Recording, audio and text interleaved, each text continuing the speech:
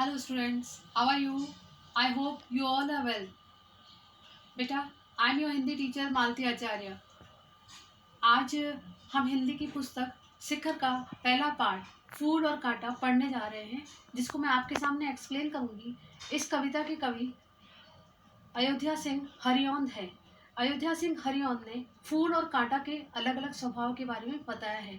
कवि बताते हैं कि किस प्रकार फूल और कांटा एक ही पौधे पर उगते हैं, लेकिन उनका स्वभाव अलग अलग होता है। तो आइए अब हम कविता शुरू करते हैं।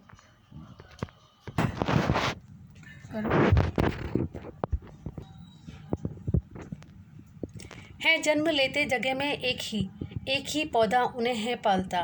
रात में उन पर चमकता चांद भी एक ही सी चांदनी है डालता। प्रस्तुत कविता के माध्यम से कवि एक बताना चाहते हैं कि किस प्रकार एक ही पौधे पर फूल और कांटा जन्म लेते हैं और उन पर एक ही चंद्रमा की रोशनी समान रूप से पड़ती है। मेह उन पर है बरसता एक सी उन पर हवाएं हैं बही, पर सदा यह दिखाता है हमें ढंग उनके एक से होते नहीं। कवि कहते हैं मेह उन पर है बरसता एक सा। मेह मतलब बारिश।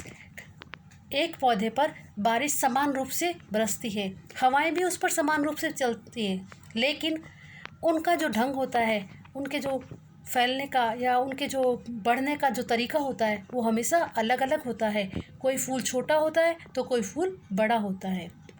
छेद कर कांटा किसी की उंगलियां, फाड़ देता है किसी का वर वसन। जिस प्रकार कांटा किसी की उंगली में फंस करके उसकी उंगली के अंदर छेद कर देता है, ठीक उसी प्रकार ये वही कांटा अगर किसी के कपड़ों के अंदर, वसन मतलब कपड़ा, कपड़ों के अंदर फंस जाता है तो वह किसी व्यक्ति के कपड़े भी फाड़ सकता है। प्यार डूबी तितलियों का पर कतर, भौर का है बेद देता शाम तन। जो प्यार से तितलियां फूलों पर जाकर के बैठती है, उनका रसपान करने के लिए वो उनके पर मतलब पंखों को काट देते हैं। भौर का है बेद देता शाम तन। भौरे जो गुंजन करते हुए पौधों के ऊपर जाते हैं, पुष्प के ऊपर जाते हैं, वो उनका क्या करता है, शाम तन बेद देता है। शाम मतलब काला, बेदना मतलब छेद कर देता है, उसके तन को छलनी कर देता है। फूल लेकर तितलियों की गोद में भौर को अपना अनूठा रस पिला। वही फूल क्या करता है, अपनी गोद के अंदर अपने ऊपर लेकर के तितलियों को क्या करता है, रसपान करवाता है। निज सुगंध ओ निराले ढंग से, है सदा देती कली जी की खिला। कवि कहते हैं कि दोनों ही अपने अपने ढंग से क्या करते हैं, अलग अलग व्यवहार करते हैं। एक अपने रस को पिलाता है तो दूसरा उसके तन को बेद देता है खटकता एक सब की आँख में, दूसरा है सोहता सुरसीस पर। है खटकता एक सब की आँख में, दूसरा है सोता सुरसीस पर। कवि कहते हैं कि एक सब की आँखों के अंदर खटकता रहता है, वह किसी को अच्छा नहीं लगता, जबकि दूसरा क्या होता है, देवताओं के सिर पर चढ़ता है। सुर मतलब देवता, शीश मतलब सिर पे चढ़ता है। किस तरह कुल की बड़ाई काम दे, किस तरह कुल की बड़ाई काम दे, जो किसी में हो बड़प्पन की कसर।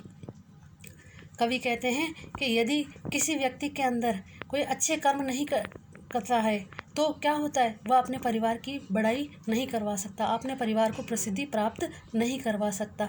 लेकिन यदि हमें अपने परिवार को प्रसिद्धि दिलानी है तो हमें क्या करना होगा, हमें अच्छे कर्म करने होंगे और अच्छे कर्मों के द्वारा हमें अपने परिवार को प्रसिद्धि दिलानी होगी। Thank you, have a good day.